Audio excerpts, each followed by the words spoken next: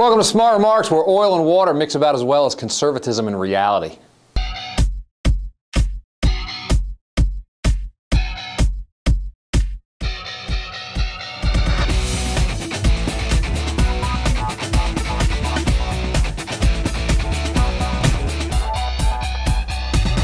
So we've been following the story of the oil leak in the Gulf of Mexico, one of the biggest man-made disasters in history, and the question becomes, who are you going to blame?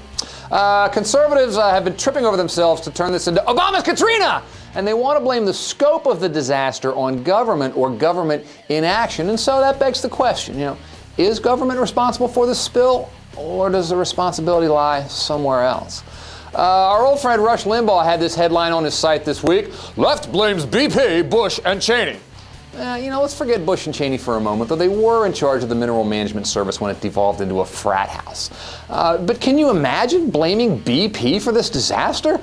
Outrage! I mean, what has BP done, right? Except, as Andrew Leonard wrote on Salon.com this week, quote, BP's profits depend on extracting oil at the lowest cost possible, not with the greatest safety possible. Just as Don Blankenship made sure everyone at Massey Coal knew that running coal was the primary responsibility of mine operators and skimped on safety, so too did Tony Hayward's BP ruthlessly cut costs to increase profitability. And that, of course, put pressure all down the line on Transocean, the rig operator, and Halliburton, the oil services contractor, to get the job done cheaply.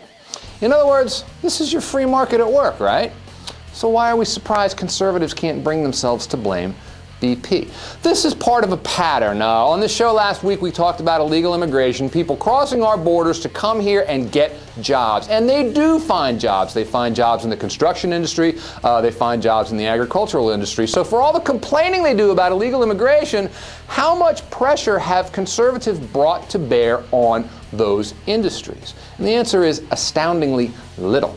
And witness the conservative reaction to Goldman Sachs. The company is being scapegoated. The timing of the SEC investigation is suspect.